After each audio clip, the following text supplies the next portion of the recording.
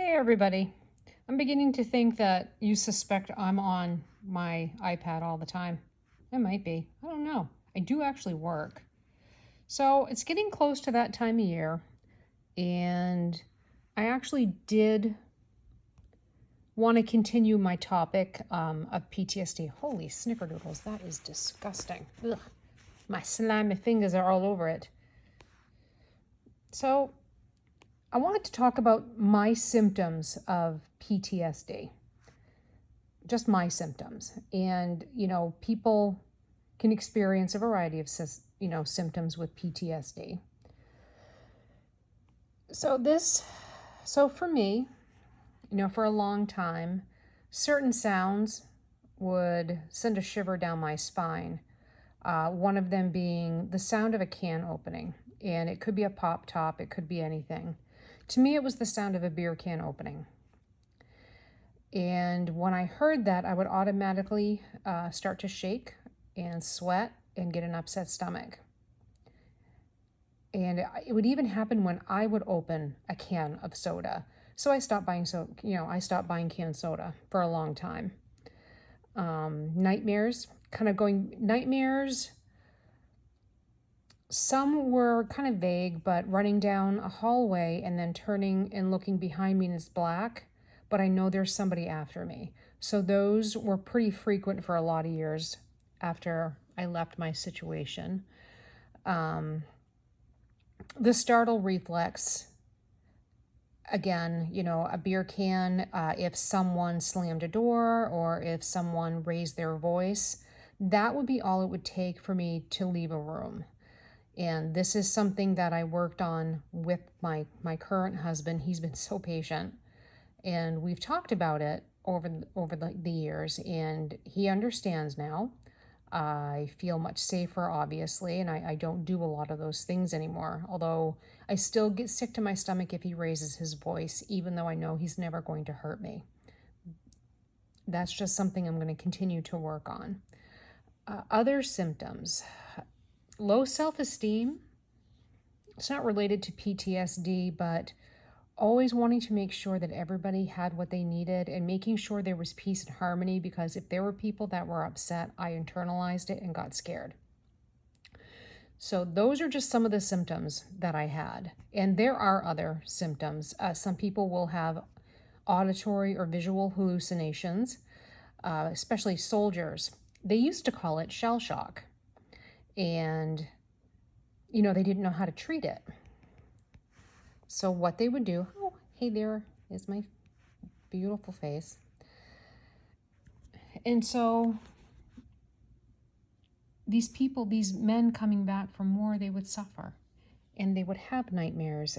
They would get violent. They would get physically violent because they were reliving something that they saw or had happened to them.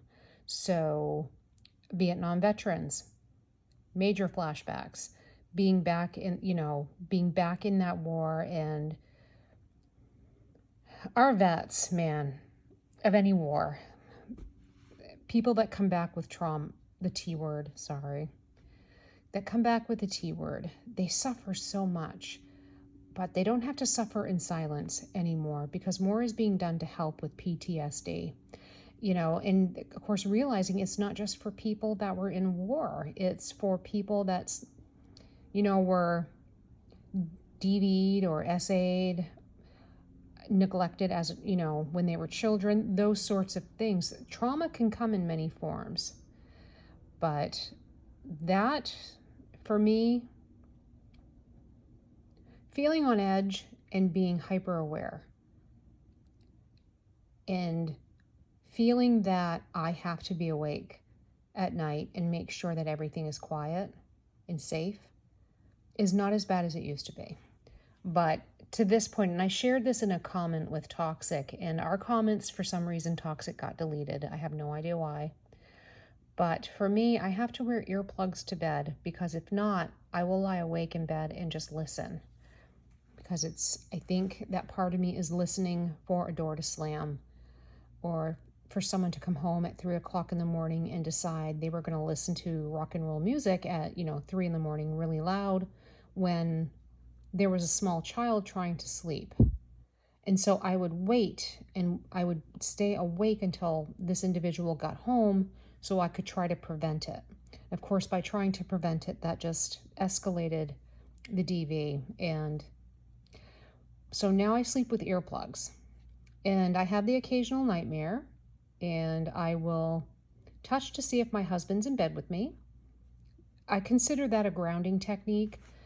Grounding techniques can be used to help kind of get you back into reality and help relieve anxiety. So I do recommend that if you wake up from a nightmare and you're able to coherently understand where you are, that you're safe in your bed, your partner's with you, if that gives you comfort, sometimes turning the light on and just assessing your surroundings to reassure yourself that you're safe.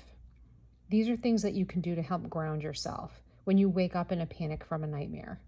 It's worked very well for me, and I think that's why I've had a reduction, in nightmares, and also I have a greater sense of security at this point in my life. Security, love, you name it. This bugger right here, let me tell you, things I could tell him. But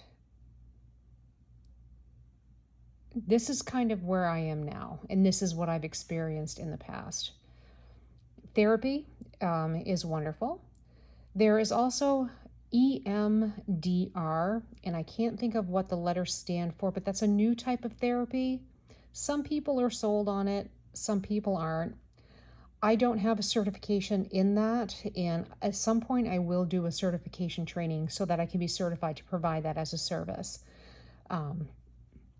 Like I said, I'm going to be taking a certification in dialectal behavioral therapy, which is such a help for those that have suffered, the T word. But that's kind of where I am. This is going to kind of conclude my story for now. This is like the third video, so I don't want to bore you with my stuff, but I'm glad I've shared it, and I'm glad that you guys have been here to listen to me. I do appreciate it. And subscribe, if you want to, because I'll do more videos like this that are not involved, that obviously don't involve me, but I will do more videos, and I will try to provide realistic examples of what I see for a diagnosis, and then maybe try to offer people a way to look at others with empathy that are struggling. Because I know that there were times that people did not look at me with empathy. They judged me. They judged me for staying so long in a DV situation. They judged me because I put my daughter through it. And those are the people that have never had it happen to them, that have never had a traumatic experience happen to them. So I think it's important to hear these things so that you can at least understand where someone could be coming from. It's really important. And even though this individual was an alcoholic, I do not judge an alcoholic. It's a disease. And I work with so many people trying to beat it and owning what they've done that I can have nothing but empathy for them. And it's part of the work that I do, and also, checking my own internal bias just to make sure that I'm okay. I'm okay with everything. But I hope you found this interesting. I will think about my next discussion. It will probably, I'm not sure. I'm going to keep you guys guessing on that. But thanks for staying tuned so far. You guys take care. Thanks a lot.